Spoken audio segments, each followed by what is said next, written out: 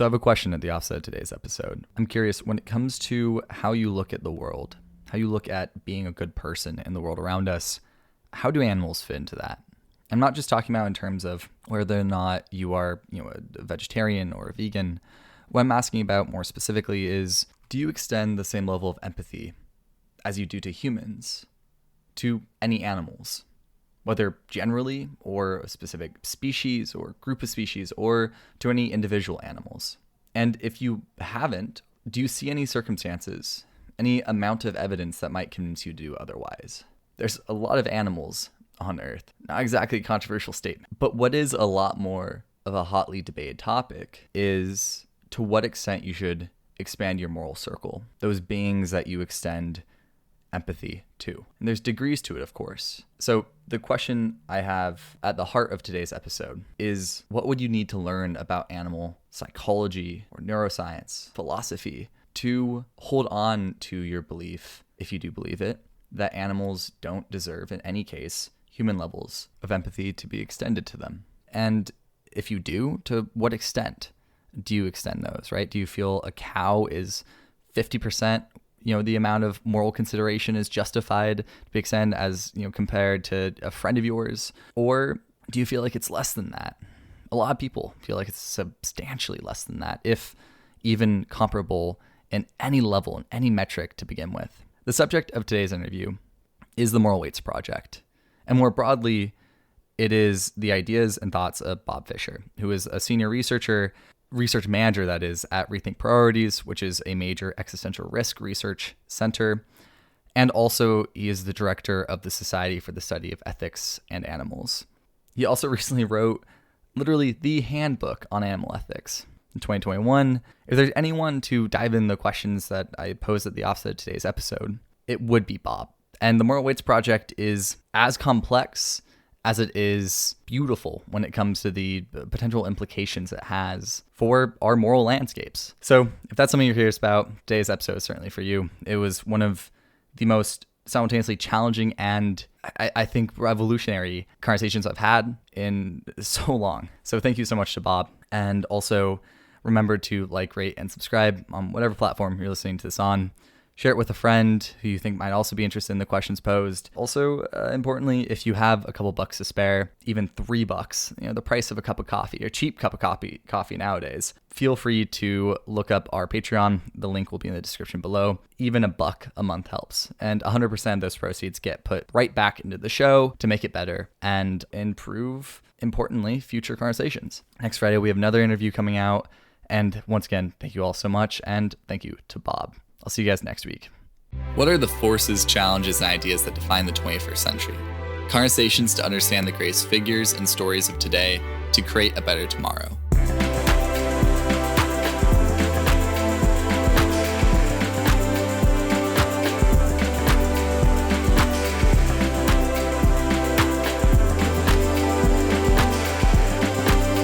This is the 21st Talks podcast. The slogan would be something like, "How many chickens is a child worth?" And then you can just think about how incredibly uncomfortable it gets shortly after that. Yeah. So how does that sort of relate to like the broader sort of academic or intellectual purpose that you got into thinking about morals and moral philosophy with? Has it always been a focus on animal welfare, or did you get into moral philosophy initially for a different reason, for a different... Yeah, it was purely accidental. So oh, really? I started off in epistemology.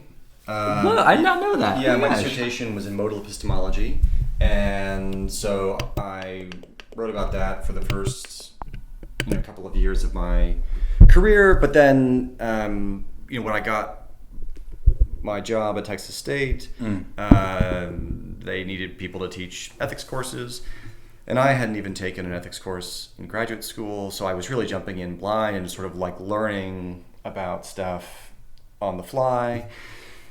And I thought, well, I want to do applied stuff that the students will be into, so I was really focused on those kinds of topics. And so, of course, you do stuff on, whether or not it's immoral to eat animal products. And I just found myself with lots of questions I wanted to know what to think about these topics. I wanted to know how to handle the puzzle cases, et cetera, et cetera. So I started doing some writing about that, and it just snowballed. And so I got away from epistemology pretty quickly. I published a few things, but the animal work just sort of took over, and that became my entire career. And so I haven't written epistemology in years. That's a really organic way to get into a different line totally. or a different line. People talk about research being driven by teaching. In my case, that was actually true, as opposed to just a thing you say in an interview. Yeah. I had no intention. I was never planning on doing this stuff. And then, now it's all I do. Were you a vegetarian or vegan before getting in and teaching that? So yes. Was that like a longer? Was that something you grew up with, or was it like connected? Like no. So that happened not long after my wife and I got married. We were driving down the highway in Chicago, and we went past a truck full of pigs, and she started to tear up, thinking that they were not going on vacation, and I said, well, if this bothers you so much, we should just try being vegetarians. And I thought the upshot of that conversation was we were going to try to be vegetarians. Mm-hmm. And she thought the upshot of that conversation was we were going to do something much, much more modest than that. But once I had sort of got it in my head that was what we were attempting to do, it just took on a life of its own. And I never went back. Yeah. That's super interesting to know. Like who knew that the timing of that car ride passing that specific truck, would have such knock-on effects, right? Right. Because now you're doing the Moral Weights project, right? Is it 4 parts? Is it? Correct me if I'm wrong. How many? You mean the number of publications? Of publications so far, yeah. We just put out number 7. Oh, okay. And there are 2 more in the forum series. But then there's also a book-length version that we're doing that will come out. Oxford's going to publish that. And then there are also a bunch of sort of ancillary projects that are connected to the Moral Weights. And may emerge at some point or other. Can you break down the Moral Weights project for us Sure. a little bit more clearly? So the simple way of thinking about it is we want to do cost-effectiveness analyses, but that requires making interspecies comparisons. Currently, many organizations that try to do this have what they call moral weights.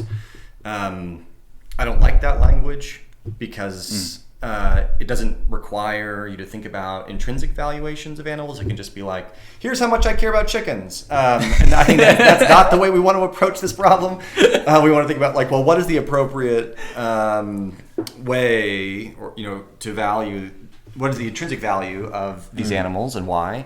And then, to what degree is it an empirically tractable problem to suss out the features that are relevant to that value, and then, to come up with estimates. So that's what the Moral Weight Project does. It attempts to make the problem of assigning a value to an animal in a cost-effectiveness analysis an empirically tractable problem. And the way we do that is, of course, by making roughly 12 million assumptions, and then trying to see, if you make these assumptions, how does it work out?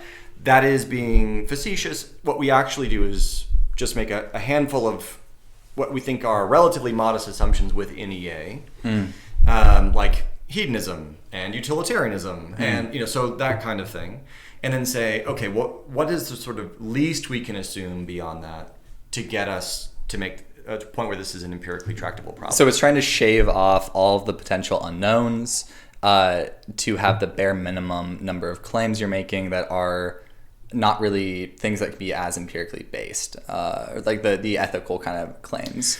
And then that can lead to clearer thinking about how much we should prioritize or value or weight animal welfare in a cost-effectiveness model. Right. So given a relatively modest set of moral assumptions, what methodology would take you from those assumptions to an actual estimate of the value of the animal? What are some of the most interesting findings that you guys have come to so far? Well, anything that stood out to you? So I'm not sure when this will come out. I assume it will be after Monday. But on Monday, we will actually publish all these results, so they will be visible at that point. So I will preview them now for you, but it will not actually be a preview for others. I mean, the main upshot is that the moral landscape, on our estimation, given hedonism, is just a lot flatter than you might have thought. Yeah. So, we end up proposing numbers where, a pig's welfare range, by which we mean the amount of positive and negative welfare, the difference between the positive and negative welfare peaks that those animals can experience relative to humans. That given hedonism, you're only looking at like a pig being able to realize half as much pleasure or pain as humans. And with chickens, it's about 0.33, and octopuses end up being really high. All the vertebrates that we looked at 11 different farm species. We are focused on farm species, of course, because we're interested in the numbers where we can have the largest impact. All the vertebrates end up being within an order of magnitude of humans, and the invertebrates. The lowest one is silkworms at 2 1,000ths of a human, which so on one level the numbers are laughable. You're like, not that you were laughing at, but the point is that on some level this level of precision is ridiculous. Of course we're not at a point in our knowledge where these numbers are numbers we should trust, but at the same time they have some value because they can serve to do this thing of saying, well, look, given the information we're able to collect at this point, right, this is the methodology that will allow us to make progress on these questions. And okay, if you apply that methodology, it turns out you don't get something like a silkworm is 1/1000th, right? And that's what's valuable. It's not 100%. so much the specific numbers, it's the fact that you don't get these radical discountings of any animal we looked at. Which goes against necessarily, because it's heavily, common sense morality is heavily dependent on cultural upbringing and all those things, right? And also personality psychology estimates too are weirdly able to help predict that. It's fascinating. But nonetheless, when the numbers are of a different, are magnitude smaller, or I guess most of the time have been magnitude smaller too, compared to what people sort of sense of it would be, right? The amount that we estimate that we should morally consider a chicken is probably on average, at least within American culture, much lower than the actual number that you guys have been thinking about. So that range makes a lot of sense, and that argument in favor of why this work matters so much also definitely is agreeable. It makes sense to me. What has kind of been the response to folks outside of EA that you've talked with about this Where Moral Waits project? Well, there have been some interesting conversations. I was chatting with a Belgian economist about a month ago. As you do, everyone needs a Belgian economist. Yeah, right. Friend. But he's been working on something similar. Oh, I mean, really? Not the same sort of project that we were doing, but he's doing cost effectiveness analyses, and what he's actually trying to do is somewhat different. He's trying to estimate certain appropriate tax burdens, but that doesn't really matter. The point is that so we were looking at the numbers that he was using and the numbers that I was using, and the number that he was using for cattle was the number that I was using for silkworms. So you get a sense, and he is very animal friendly, extremely animal friendly, and even still his numbers. But even so still, much right now, of course, he's not empirically trying to assess. He's trying to think what's the highest number I could possibly give that people might take seriously, right? So I mean, and of course, in the non-EA context, those numbers are going to need to be pretty low. If you're trying to calculate this way, but I'm not beholden to the non-EA world for the most part, so I don't have to worry about that. As far as what most folks are going to think about these numbers, to some degree, I mean, of course, one thing that's going to happen is people are going to misinterpret, where they're going to say so you're saying one human equals 3 chickens, and that's the trade-off that you're proposing. Right? Yeah, it's gonna be the modern equivalent of was it Diogenes Right. coming into I forget which, if it was Aristotle or Plato, who was like, defining what a human is as a featherless bipedal like bird, coming in with a plucked Right. chicken, throwing in like, Right. here's your human. Right, It's gonna be some weird modern version of that. Right. Some Yeah. responses. Yeah. So So I think you're going to get that sort of reaction to some Yeah. degree, but I think ultimately what's going on here for most people is they just don't think about it being possible to make these kinds of trade-offs, right? They don't think that you can posit any kind of equivalence between, or any sort of trade-off rate between humans and non-humans. And I gave up that idea a long time ago, so I'm not really flinching at that point. I mean, I might look at my own numbers and think, wow, I'm uncomfortable. Like I don't know what I think these trade-off rates should be in terms of what would match my own intuitions. But I also don't care very much about my intuitions, and I'm just trying to figure out, like, well, what's the best way of approaching this really hard problem? do you see a lot of progress within, as insofar as there can be, and of course we get in the weeds of like moral philosophy progress and like what that actually is, or if it exists or whatever, but do you see, to loosely use the term progress, do you see moral, like philosophical progress oftentimes being examples of people coming up against intuitions, moral intuitions? Because there's kind of this sense of like, we have this calibrated pro-social evolutionary like set behaviors and whatnot that oftentimes like do work, right? Like we have moral decision making heuristics that like oftentimes aren't the worst thing ever, right? Nukes seem like a bad idea to a lot of people, to most people. However, there are, of course, these examples where that falls short. Tribalism, I think, is a great example historically of this. So do you see, like, what do you see as the connection between moral philosophical work and I don't like the word progress here, but again, like I guess progress and like intuitions and coming up against intuitions, or perhaps like leaning into certain ones and discounting others? So it's a very good question. It's a hard question. I think it's actually much harder than the kind of stuff that I've been doing on this particular project, because it really gets at very fundamental questions about what morality is and what would count as making progress, and how to think about the role of moral theory in the moral life. And I want to be very careful to think about, do you sort of be fair to the various parties in this conversation? Yeah.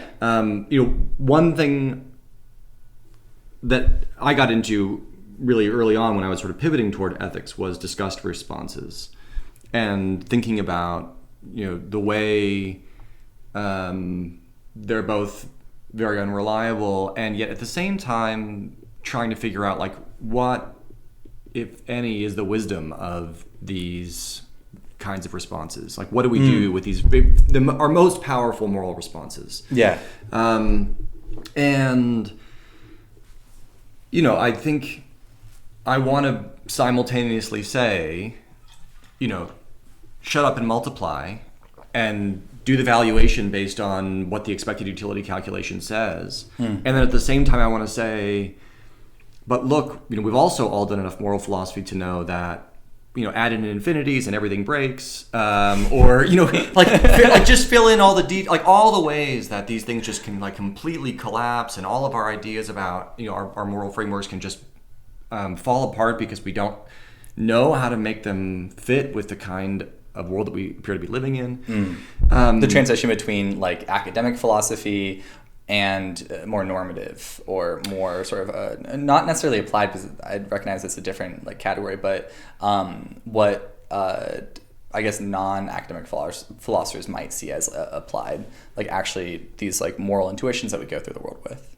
Well, so there's also that issue. Oh, okay, that was okay. So I was just trying to understand. I'll come on that in 1 second, but I think the point that I wanted to make was, I simultaneously want to be hypercritical of our intuitions and recognize the various ways in which we can go deeply, deeply wrong. And then I also want to recognize that we don't know how to actually develop a moral theory that is remotely satisfying. Like, none of the candidates are have any shot, really, I think, at capturing the truth about morality. That's so interesting. That is not the same intuition. I would love for you to expand more on this. I'm super curious. Well, I mean, I think we can, you sort of like look, this is in part because of the destructive nature of philosophy. Philosophy is way harder to blow things up than it is to build them, in life and in philosophy. And, you look at some of the devastating objections against the various moral frameworks that we have available. Like, look, they're all woefully inadequate. None of them are going to do the things that we want them to do.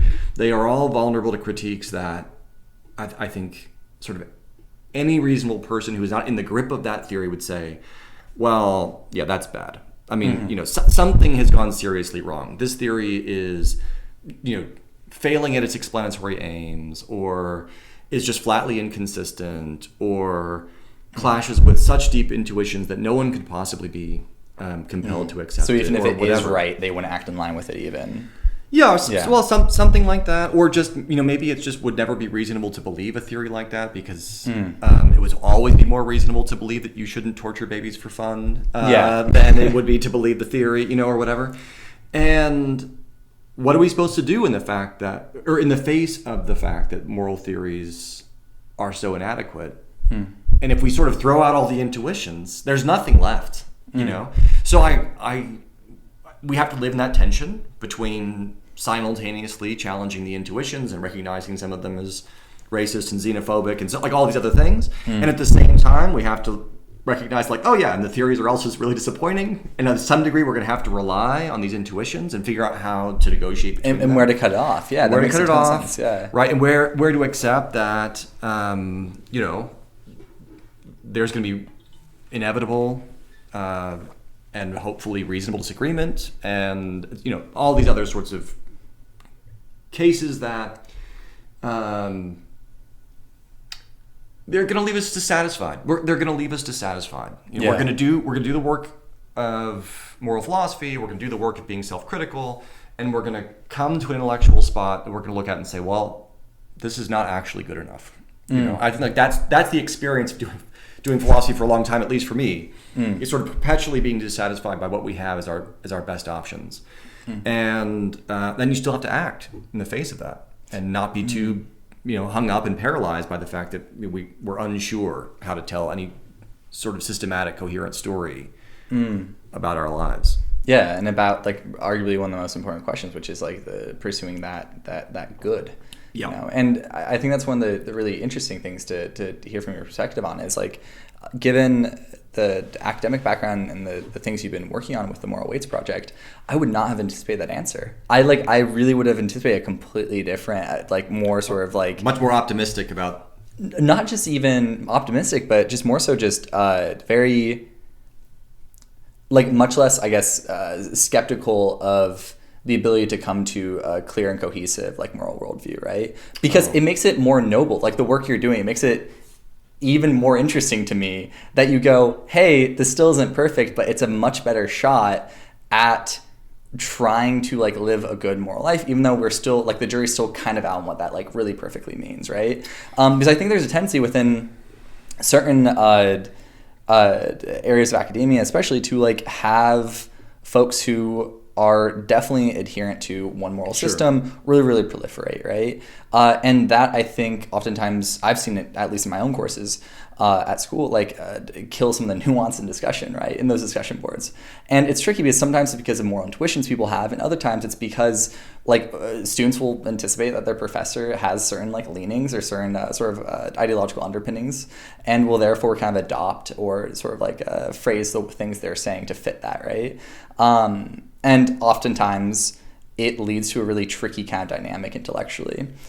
So it's like, nonetheless, it's like super interesting to me that given this sort of lack of, I guess like strong belief that like utilitarianism or consequentialism, for example, is, would you consider it like it's not like the best option we have? You kind of see it as like coinciding in like potential value with like virtue ethics or deontology, or do you see like consequentialism still as like the best shot we have at doing the right thing? Like how do you kind of make sense between the different ones, or maybe you see virtue ethics and deontology as just other forms of consequentialism? But so I just don't worry very much about these questions. I mean, That's awesome. So I can Yeah. I can weigh in to some degree, but I mean, honestly, I think this is not the right way of approaching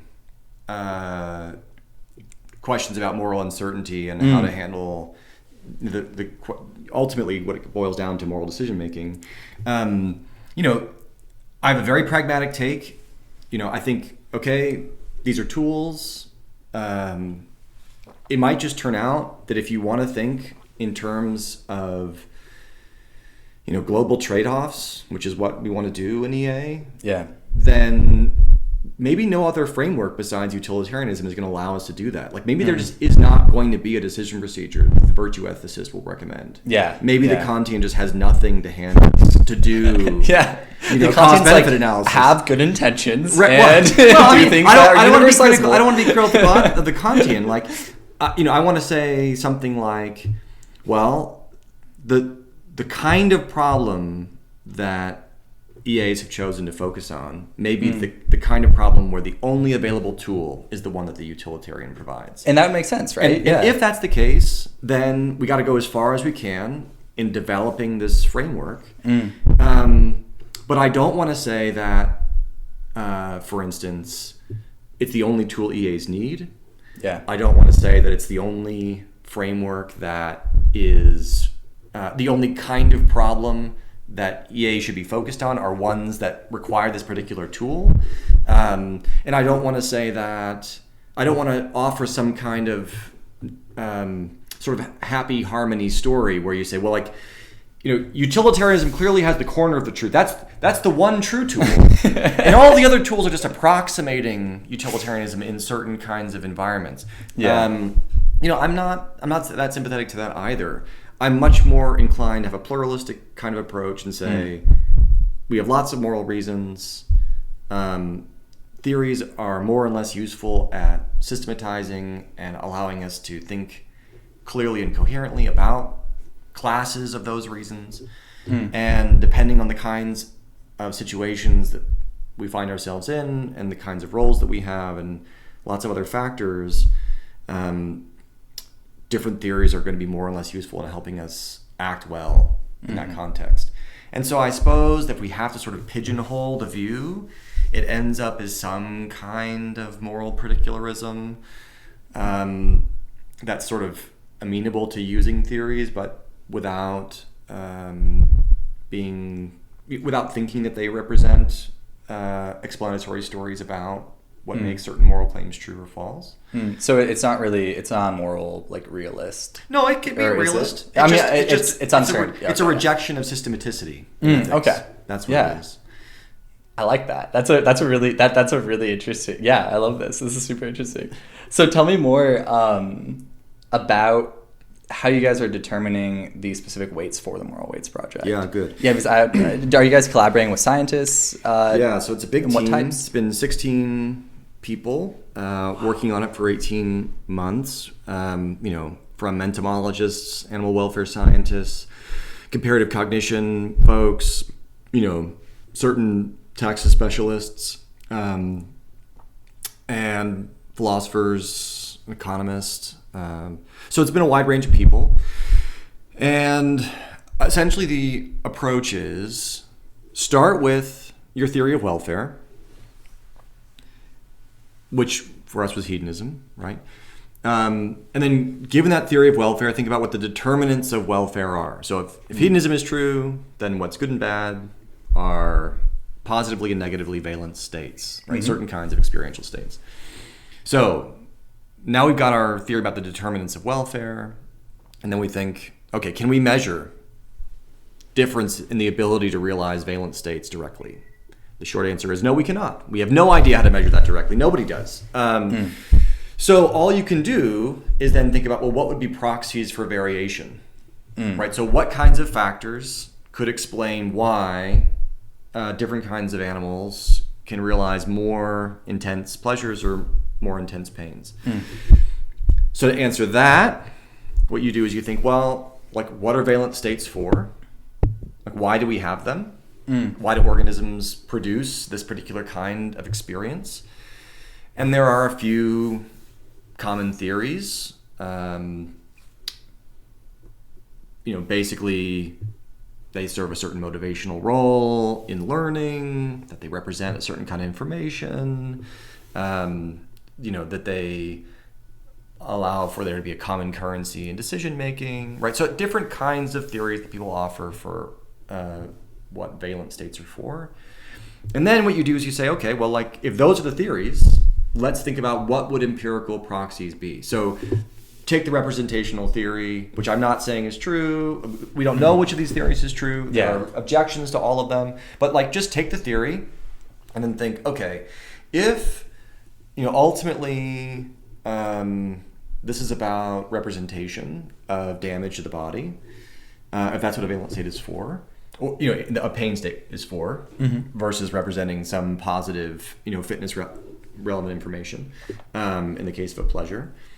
But if that's what a pain is for, then think about, well, okay, what differences in representational capacities might there be, and what would be proxies for differences in those representational capacities? So maybe it's going to turn out that various indicators of cognitive sophistication, insofar as those are indicators of representational sophistication, so like being able to entertain more complex thoughts, being able to having a larger working memory, engaging with a wider range of environments, having to engage in social behaviors versus solitary organisms who might have different cognitive demands placed on them by sociality, etc. So then the thought is, well, look, all of those things might be proxies, so put them on the long list. And then you go on to the next theory of valence, and you do the same thing, and the next theory of valence, and do the same thing. And eventually you get this long, we ended up with a bit over 100 proxies. And then we just started doing these massive literature reviews. So we spent hundreds and hundreds of hours seeing what the literature says about these traits, and then collected all the data into an enormous table, and then figured out, okay, well, now that we've got this data, you have to aggregate, right? And of course, nobody knows how to aggregate either, because that's really hard. And so what we did was just come up with as many different ways that we could think of to aggregate, and then run a Monte Carlo simulation across all of them to see what it spit out. So we the short version of this is start with a theory of welfare, figure out what makes things go well and badly for an individual organism based on the theory of welfare. Think about what would be proxies for variation in the ability to realize the determinants of welfare. Go out into the literature, figure out what's there, then figure out how to aggregate. We wanted to not assume any more than was absolutely necessary, so we just allowed for all the possibilities that we could identify to be there, and then we essentially aggregated across those. And then that spits out the numbers. For that second to last step there of not necessarily just going with one of the potential perspectives or measurements of potential welfare, how did you guys determine between like actual viable options for that and things that were just like half-baked, like weird like articles you found published in like some random Well, so we weren't borrowing any models from other people to do this aggregation. Or sorry, not the aggregation. Sorry, the much earlier step. I meant the second step, not the second to last step. My mistake. When you guys were picking theories of valence. Yeah, the valence state ones. I see. Well, in both cases, essentially we let what the sort of the range of seemingly reasonable scholarly disagreement was. Yeah. So I mean, there was nothing really else to do, and so likewise. So that's true with respect to the theories of valence. It's also true with respect to aggregation, where you think, well, look, here are the different ways you could think about the relationship between these proxies and an overall score. You could think, there are versions of hedonism that classify some pleasures as higher and lower. And, there are people who have proposed views on which cognitive sophistication is actually inversely related to the things that we care about, because maybe it turns out that simpler organisms just need more powerful signals to get them to behave in the right way. And part of what cognitive sophistication does is allow you to have weaker pain states. So, there are all these different theoretical positions out there, and we just built a model for each one to sort of represent, okay, well, this is a way you could interpret what's going on here. And if we can't rule it out, then we're going to give it, a place in the overall process. And, we did this very quickly. This was an 18-month project, which is not nothing, and it was a lot of people. But still, we could have spent forever on this. A huge amount of time. And if we had more time, then one of the things we would do was make it so that you could go in and weight the models yourself, right? And say like, oh, well, I reject this particular assumption, or like, I don't think neuron counts matter at all, or I don't think that, whatever it is, and then see what spits out. And it would be nice to have a tool that allows users to explore that way. Yeah. But, there are only so many hours in the day, and absolutely, what you could do. But yes, that is exactly the way we were thinking about it, was attempting to accommodate what we took to be the sort of range of reasonable positions in the conversation.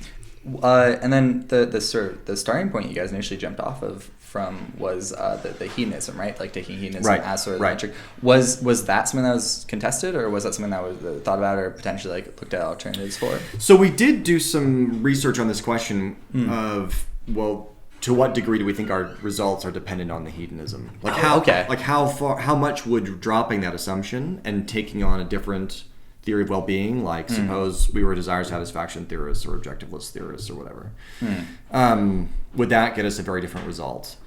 And the upshot of that paper is we think it makes some difference, but not that much. Like probably not more than an order of magnitude, and I actually think way less.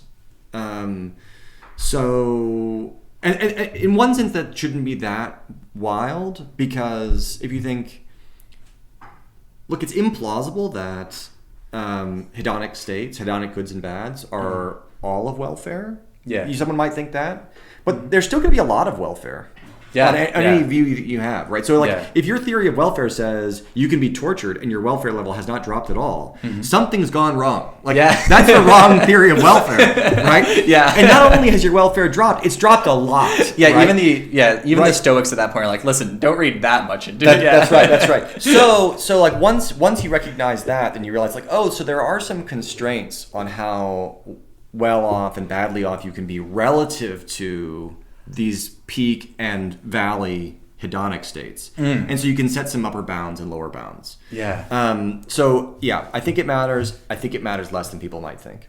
Yeah, that's quite interesting to hear about. And then beyond the focus of the methodology behind the Moral Weights Project, which has been like super interesting to hear about so far, are there any specific additional results? I know you talked about some of the specifics of the point. Was it 0.33 for was it chickens or was it? Yeah. So that result specifically, I'd like to hear your thoughts on, because that must weigh on you, man. That weighs on me. Factory farming, even whereas before coming before reading and learning a little bit about the Moral Weights Project, my estimation of chicken welfare, of course, in consideration for my moral circle was a lot lower. And even then I was like, I feel terrible. How has that affected your kind of outlook, and has it frankly, I feel like it would make sense of it, it made you a bit more pessimistic or just sad sometimes. Sure. That's a good question. It's a hard question. There are a few things to say. One is, I do want to stress that the right way to think about these numbers is as, well, in my view, right? Maybe this is not the correct way of thinking about them, but it's the way I think you ought to think about them, is as the best placeholders we have conditional on the assumptions that went into the project. So, maybe you want to say, well, I'm not a hedonist, or, I have some other methodology that I'm going to use to generate these numbers. Fine. But I think what we were trying to offer was the right starting point. Like, where should you begin your inquiry? And I think the answer to that question is, don't begin with something like, I consulted my intuitions about how much I cared about chickens. Begin with, okay, what do we know about chickens? What would be a reasonable way of trying to go from what we know about chickens to a moral valuation, given what we take to be a plausible way of thinking about welfare. So that's the high level take. I fully anticipate these numbers will change if we keep doing this work. We learn more about chickens, we learn more about octopuses, we learn more about black soldier flies. We're going to change the way we think about them. The more we learn about valence states, et cetera, et cetera. This will evolve. These are not things that we should put too much stock in, but it's all relative in the sense that, you should have put even less stock in your intuitions. So all I'm trying to do is get above intuitions that we should clearly ignore, which is not a very high bar. So that's the level of confidence I think is appropriate, right? Best placeholders, conditional on the moral assumptions. So that's all I want to claim for these numbers. Yeah. But then the next thing to say is, look, factory farming is a moral catastrophe. I believed that before I did this project. I don't think my views about that were really influenced at all. If anything, I think in the case of chickens and pigs, these were reductions for me. I was much more inclined to sort of a simple equality view. But again, as a default, right? As a starting point, not because I thought the argument's decisively committed us to that view, right? But I just thought, I should probably assume that their pain is as intense as my own as a kind of moral precaution. So I don't think it's been a huge update for me one way or another on that, but I am a very unusual person with whom to have this conversation because, of course, I've been writing about factory farming for a long time, and I've been staring it in the face as an academic for a while. So, of course, I've had strong views about this to begin with. When I have shared some of these results with others, I think it has been a bigger update for them as they were inclined toward a much, much more aggressive discount rate for non-human animals. But I didn't think that was justified to begin with. Yeah. Have you felt more, again, I don't know why I keep returning to the word pessimistic or optimistic, but has the news from the UK with additional, I think that the nation now recognizes the sentience of, is it octopi, and then there's two other animals, decapod crustaceans. So decapod. Jonathan Birch's lab was leading that work, and that those are exciting developments. They're made possible by a really great team of people who've been sort of leading the way on those kinds of really provocative regulatory reforms, and the UK is in some ways in a wonderful position because it has a sentience bill, it has this written in a way that allows for this kind of argumentation to go forward. You couldn't straightforwardly do that with the Animal Welfare Act in the US. It's just not amenable to that kind of alteration. On some level, I am excited about those things. Lewis Bollard sent out a wonderful newsletter at the end of last year talking about the last decade of wins for animal advocates. And, I was thinking about what my views were like 10 years ago. And I wouldn't have predicted any of those things would have taken place. I was very, very pessimistic, and I was wrong. And I'm grateful to Lewis for systematically pointing out, not that he was doing it for me, but for pointing out all the ways that I was wrong. I think these wins are fragile, and it's easy to overlook the fact that they aren't global wins. They are wins in a very narrow range of countries, And honestly, Western factory farming just doesn't matter anymore. All the action is in the development of factory farming in the global south. When you say all the action, action for large impact and intervention, is that because in part of the sort of crystallization of different like norms and stuff, as well as just like corporations, once they get a lot of money and are able to like, it's harder to those are put the a new company out of markets. business. Those are Yeah. the new markets. Yeah. So this is where all the growth is going to be. Exactly. And it's where the most important work needs to be done. You can make marginal changes, in the US, you can make marginal changes in the UK. Yes, there has been progress, et cetera, et cetera. But, we're a long way from getting to vegan countries. And, what we're probably going to do is mostly make moderate improvements in this context. But, we're about to see a huge number of people who have been, financially disenfranchised come into wealth as the global economy grows. And all predictions are that they will want to eat more meat, and that meat will be produced by factory farms that are exported from Western countries. And many of those countries are not going to have strong legal protections for animals.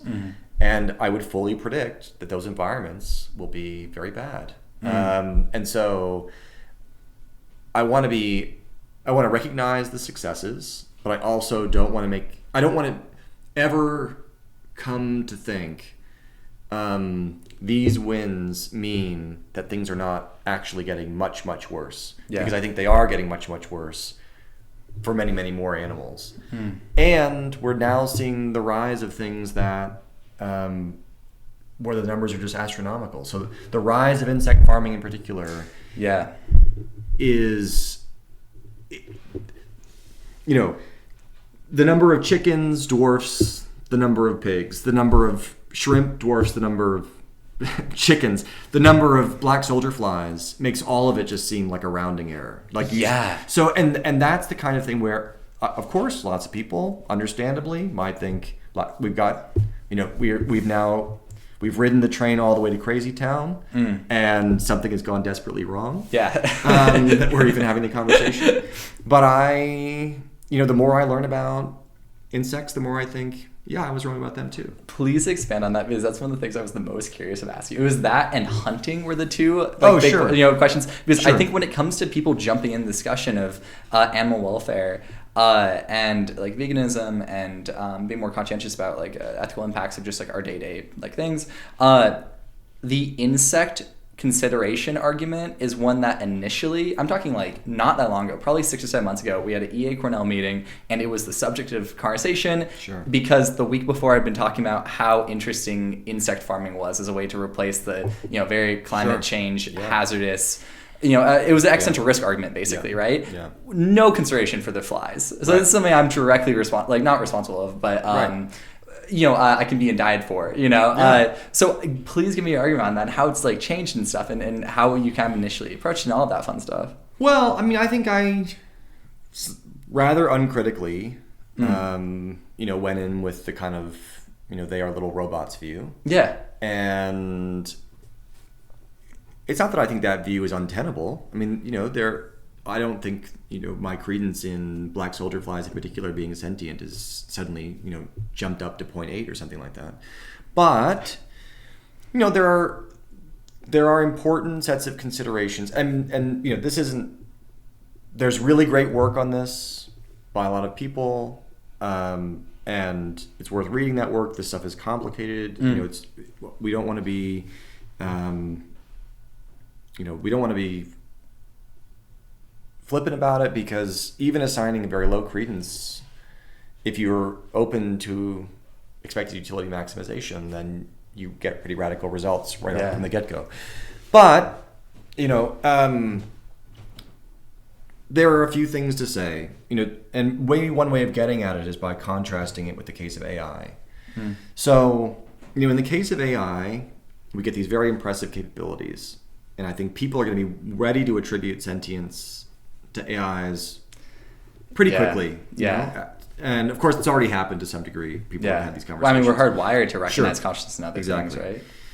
But the mechanisms by which that behavior is being generated, like, they're quite different than the mechanisms that appear to generate that behavior in humans. And we know that at some point, sentience arose in critters built out of the stuff we're built out of, running programs like the ones we run.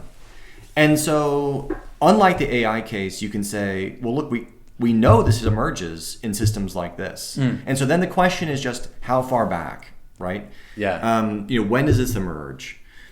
And, of course, unconscious information processing is very powerful. Humans appear to have quite sophisticated behaviors via unconscious information processing. So we don't want to downplay that at all. But we also want to recognize that, like, clearly we do some things consciously. Yeah. So the mere fact that it can be done unconsciously doesn't mean that it isn't ever done consciously. And, lots of the basic kinds of mechanisms that we would want to appeal to as, well, these are the fundamental ones. This is what, those appear to be old, right? I mean, nociceptive system is very old system, right? There's a reason why fruit flies are useful as a pain model. There's a reason why people could study depression in flies and use them as a depression model. Well, it's because the basic cognitive building blocks appear to be there.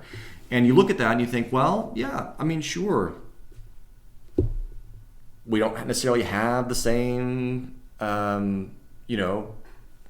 kind of brain that we have in mammals. We don't have, prefrontal cortex. We don't have all these structures, but we also know that lots of functions can be realized by homologous structures in other kinds of organisms, right? Blah, blah, blah, blah, blah. And so you start running through all these different sorts of considerations, and you look at some of the very impressive behaviors, and, this wonderful recent study came out about bumblebees playing with marbles. I don't know if you saw that. I did not see that. But That's awesome. like, you see these things and you think, well, these are pretty sophisticated capacities. It's striking which systems appear to be there. We know that consciousness emerged at some point. Now your ability to sort of quickly rule them out gets a whole lot less. It's just not as easy. And so then you start doing like, well, okay, what credence should I assign? I mean, I would think at least 10%, But suppose you don't think that. Suppose you think it's just 1%.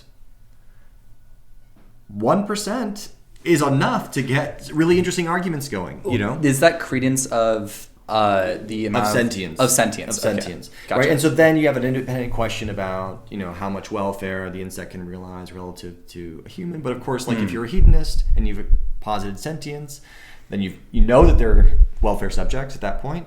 And then it's just a question of what that capacity is. So the numbers that we gave are actually all sentience adjusted. So we separately did probability of sentience estimates.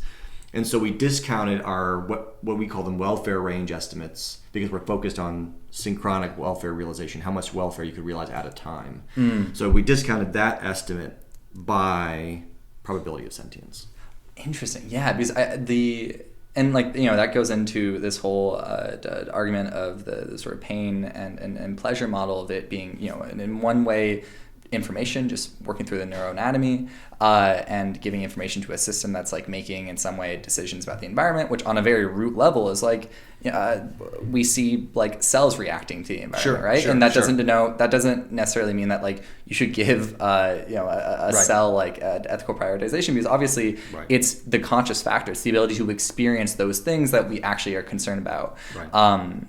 And that has always been something that is, I think, kind of hidden in discussions of thinking about morality and making the right decisions and stuff. It's like, it's not just the brain, it's specifically what's riding on the brain and perhaps produced by the brain, which is that conscious experience, right? So like that discounting of like, uncertainty around like, what level of credence you're, attributing to likelihood of, in this, it's the black soldier fly, you said, right? Of like that, species being conscious, it's a really interesting kind of like adjustment within the model that I'm super excited that like you brought up explicitly. And then as for the level of like certainty around like sort of the range of likelihood that a cow or a pig is conscious, is it almost 100? Like what's the discount there? Because I would like I mean it's a small discount, right? So I mean I think we have I think we do have pigs at 0.9 or something like that, or thereabouts in that ballpark. Yes, I would be very surprised. I'd be shocked. So yes, those credences are very high. But when you get down to the silkworms, of course the credences are really low, and those do make a big difference to the overall assessment. Yeah, massive. And it seems like it's of such a massive ethical like potential impact, right? That seems like lot of the because it's like I can't remember if it's roughly as much biomass on Earth is ants as it is humans, or it's like multiple times. It's just like seeing the sort of biomass like comparisons of like animals compared to humans compared to like fungi to like all this sort of measurements. It's insane how much life is out there. Oh yeah. So the ants alone were just recently estimated, I think, 5 quintillion. Oh my gosh. Alive at any given time. So I mean, insane. Right. So then you think that's just the ants, right? So then we're ignoring all the other terrestrial arthropods. We haven't even thought about aquatic organisms. Yeah. So which are so numerous in some places where there's the sonar mapping that thought that the water was a lot more shallow than it actually was, and they're like, this doesn't seem right. Literally just fish moving up and down. Yeah, that's right. It's insane. Right. Yeah. Right. Yeah. So in those, once you start thinking in terms of, and I mean, look, this is I think. Our intuitions about morality are just not made to incorporate numbers like this. Yeah. And the variety of life. Yeah. And so, of course, it just sort of breaks our thinking about what we ought to do. Which means we have to be excited about having those intuitions like challenged, right, to some degree. Yeah, and of course, like there's as we talked earlier, there are some intuitions that we need to. Right now, we're still as a species trying to figure out what is best and what is not. There's of course a lot of low hanging fruit when it comes to intuitions. Sure. And yeah, so it seems like one response that seems like overall like a potentially like very ethical approach to have is like, oh, that intuition seems wrong. Like given this information. This intuition seems wrong, and that's actually something that I should lean into and be interested in instead of this sort of like reaction that I certainly recognize in myself all the time is this like, oh, this intuition seems wrong, and like that makes me feel uncomfortable. I want to lean out of it. It's like actually that is a good thing. That's valuable information. Yeah. If what you pride your well-being off of in some sort of more cerebral way is doing good, right? And that just seems like something that is not as talked about as much as I feel like it should be. Is that like updating as a good thing, that intuition as a updating as a good thing. But yeah, how has it affected your own kind of relationship with your own like moral intuitions? It seems like something you've already been skeptical doing the animal work. Yeah, doing the animal work specifically. Because I know you've been doing it for so long that it has it like, what intuitions do you still feel like have like stood up against that? Like what intuitions still inform your decision making in a way that you are not necessarily absolutely certain in, but have like held up to that test of time? Yeah, I mean, so that's an extremely tough question. But yeah, sure.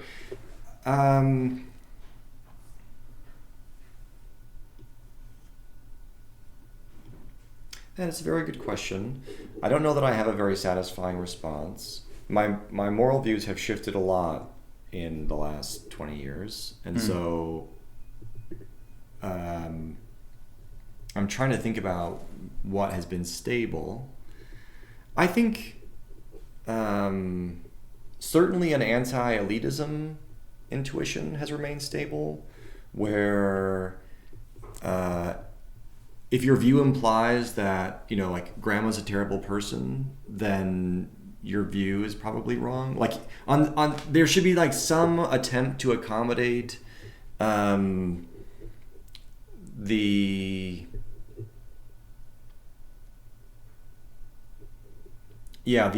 ordinary human life as somehow not globally failing.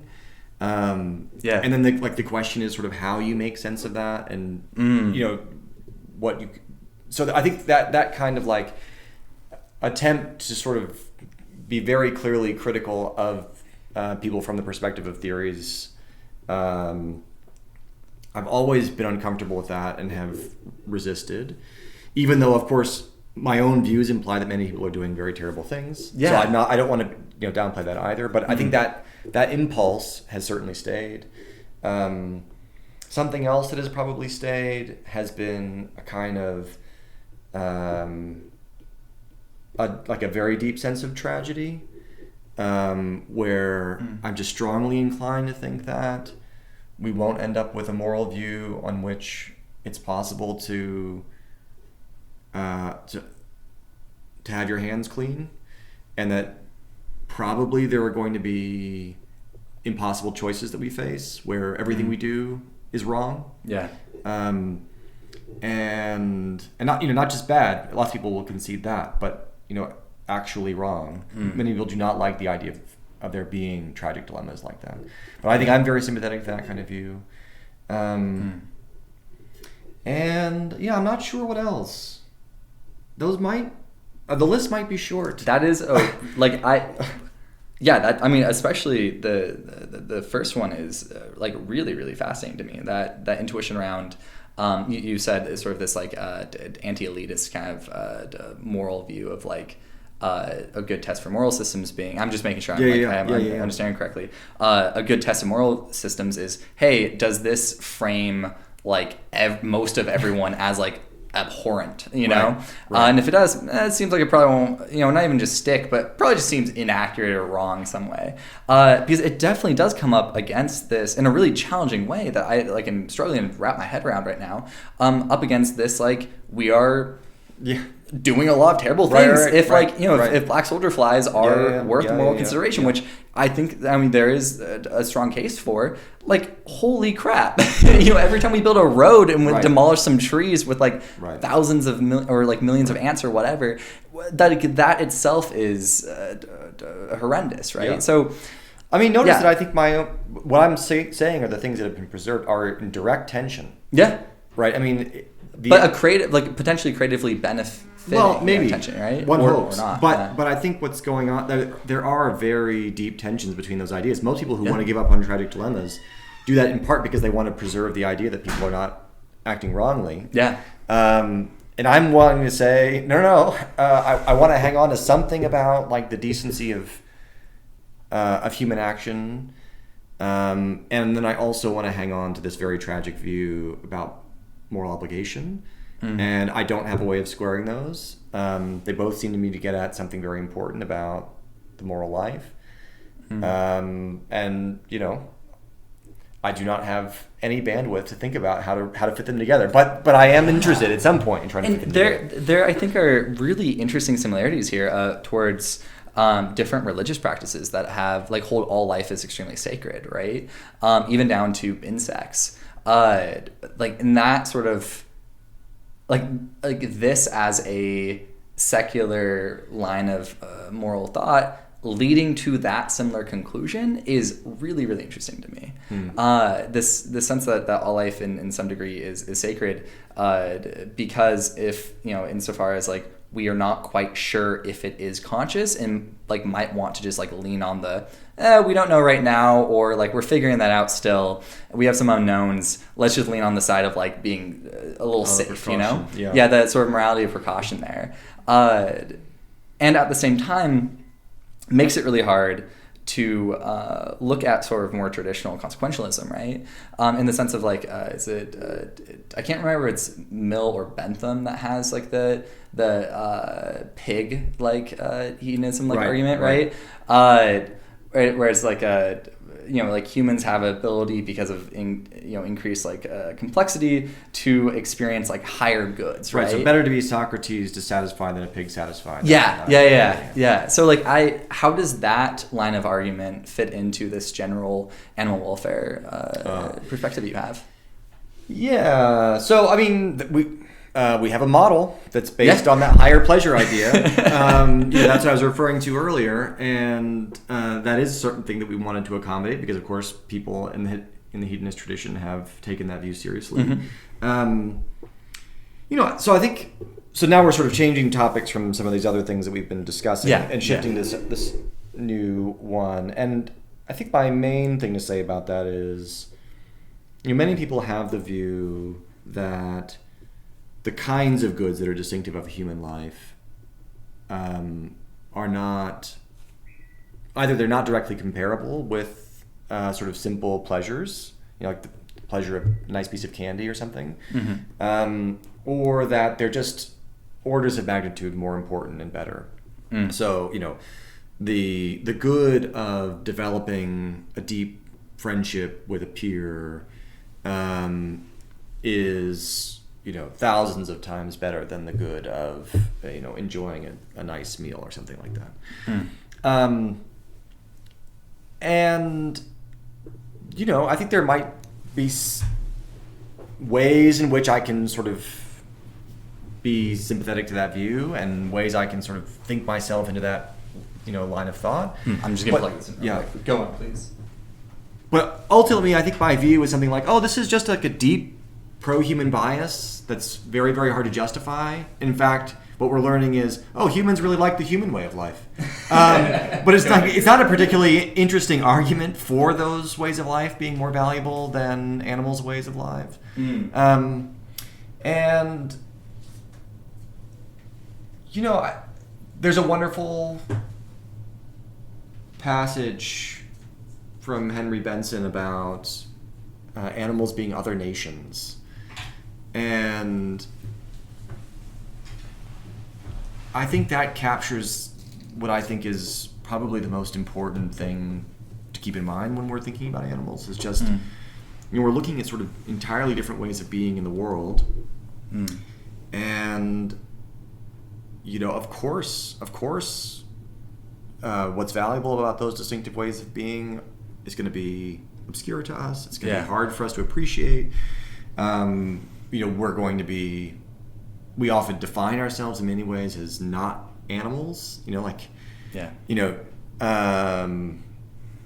think about things your parents may have said to you when you were growing up, like, we don't live in a barn. It's explicitly trying to sort of draw the boundaries of the human in a way that excludes animals. Yeah. With the exception of Aristotle, of course, with the plucked chicken. But what's the upshot of that? One of the upshots is that we're ill-equipped to appreciate what's distinctively valuable about animals' lives, and we're strongly inclined to, I think, overstate the value of the things in our own lives. And I don't want to be, dismissive of human existence. But I do suspect that we are a bit too in love with ourselves, and we're just missing what's distinctively important about other ways of being sentient on this planet. So how does that track when it comes to these broader intuitions? Because that seems directly sort of in line with this view of intuitions being something that we should question or doubt. Because we do have this as sure. human, this very human sense of we're human. When we listen to Beethoven or Juice World or something and get a certain kick from it, that feels like experiencing something that feels more enriching, even if it's not directly just hedonistically pleasurable, right? And something I'm very curious about, and a large aspect of the conversations I have on 21st Talks and write and think about, is in terms of existential meaning or existential purpose, right? And that seems like an aspect of the human experience that I don't know, and also have an intuition that I don't think animals have a similar experience with, right? Because we still are striving to understand what it means existentially to be a person. So I'm just interested in hearing your thoughts on how these discussions fit into that sort of more existential, philosophical perspective. Yeah, I mean,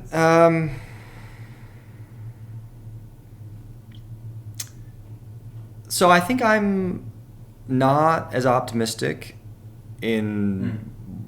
as you may be about the distinctive value of human meaning creation.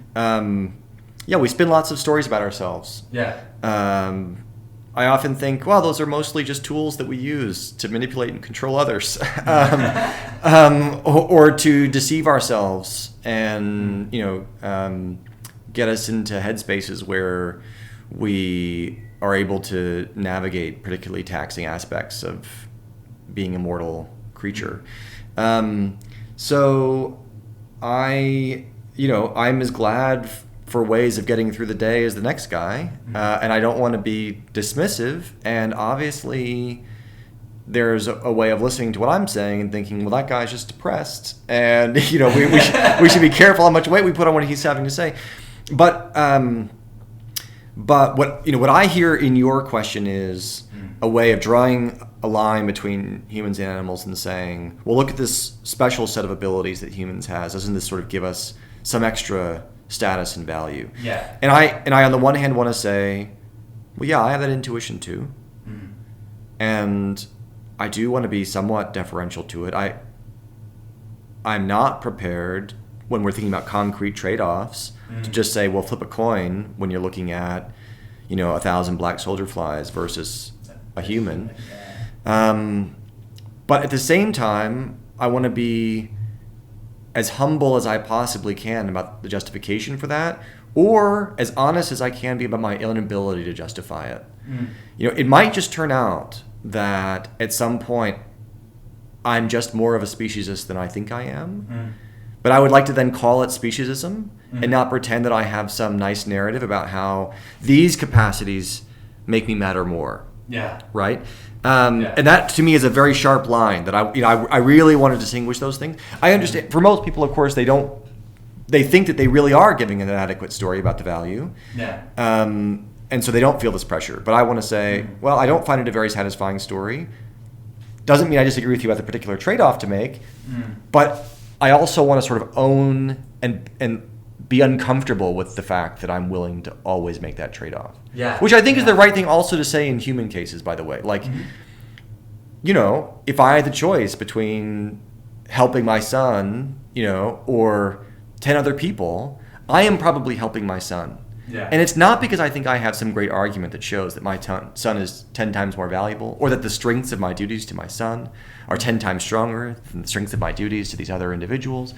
I don't have that story. Yeah. But I would just do it. And this is a case where I think, it's important for me to say, yeah, actually, I'm not sure that's the right thing to do. It's what I would do, but it's not because I think I've got a moral argument for it necessarily. Yeah. And this is just the situation we often face where what we are convinced we would do may or may not be what we're convinced is best, and may or may not be what we can justify, and best to be clear about that. Yeah. Rather than suggest otherwise. Yeah, being confident in one's,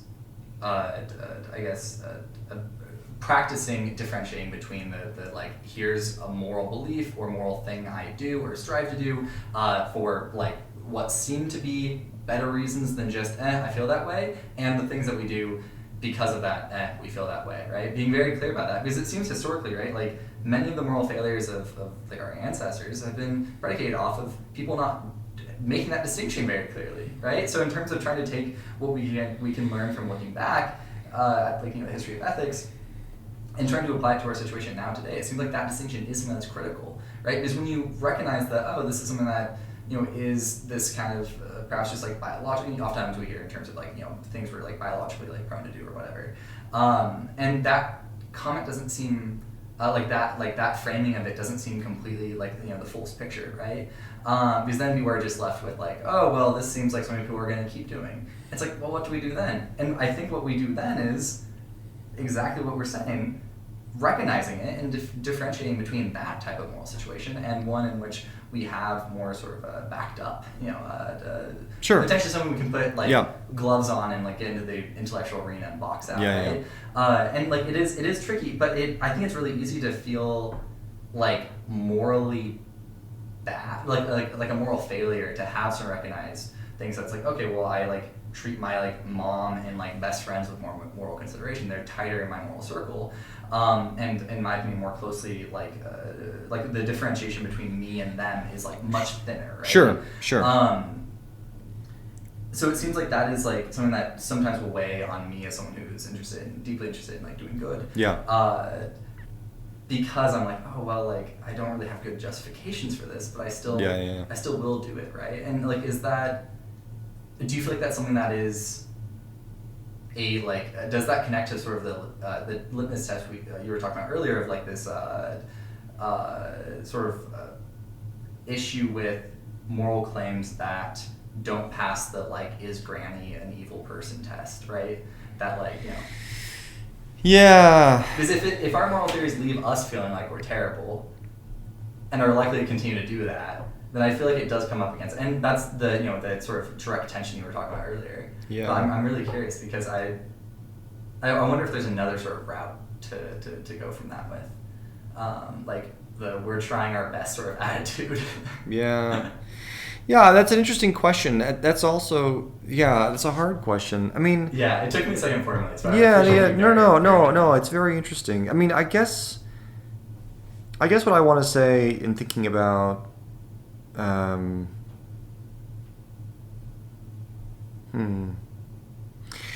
think what I want to say is something like, you know, the situation of trying to sort out what to do with the most important relationships in our lives, and some of the most profound intuitions that we have about what we should be doing.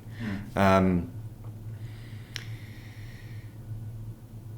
think some of those things are what give us traction in morality in the first place. So my view is something like what's going on when we talk about, I'm talking about my son, you're talking about your mother, and